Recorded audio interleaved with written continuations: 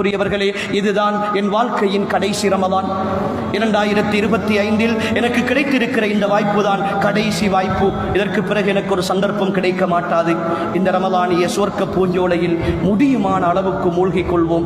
இதிலிருந்து எந்த அளவுக்கு நாம் நன்மைகளை கொள்ளையடிக்க முடியுமோ கொள்ளையடித்துக் கொள்வோம். 2026 பேசிக் கொண்டிருக்கிற நான் ஏதோ ஒரு மூலையில் ஒரு மண்ணறையில் வாழ்ந்து கொண்டிருப்பேன். இங்கே இருக்கிற பல சகோதரர்கள் ஏதோ ஒரு மூலையில் ஒரு மண்ணறையில் வாழ்ந்து கொண்டிருப்பார்கள். கடந்த ரமலானில் எங்களோடு இருந்தவர்கள் அப்படித்தான் பலர் வாழ்ந்து கொண்டிருக்கிறார்கள். பலருடைய தந்தைமார், பலருடைய தாய்மார், பலருடைய சகோதரிகள், பலருடைய உறவுகள், பலருடைய நண்பர்கள், பலருடைய சொந்தக்காரர்கள் என்று நிறைய பேரை தூக்கி அடக்கிவிட்டோம். சகோதரர்களே, என்னை தூக்கி போகிற நேரம் ஒருவேளை இன்னும் இருக்கிற நாட்களுக்குள் வந்துவிடுமோ என்கிற பயம் உள்ளத்தை உறுத்தி கொண்டிருக்கிற இந்த வாழ்க்கையில் அல்லாஹுக்கு எதிராக செயற்பற்றி இந்த கடைசி ரமலானையும் பால்படுத்தி விடாமல், யா அல்லாஹ், நீ என்னை படைத்திருக்கிறாய், உனக்காகத்தான் நான் வாழுகிறேன், உன் அருளை மட்டும்தான் நான் எதிர்பார்த்திருக்கிறேன், உன் நம்பிக்கையோடு மேற்கொள்கிற இந்த பயணத்தில் நான் ஒரு காலமும் உன்னை கைவிட்டு விட மாட்டேன், நீ என்னையும் கைவிட்டு விடாதே, உன் அருளை கொண்டு என்னை அணைத்துக்கொள், என்னை தூரப்படுத்தி விடாதே என்று அல்லாஹுக்கு முன்னால் நிரூபித்து காட்டுகிற,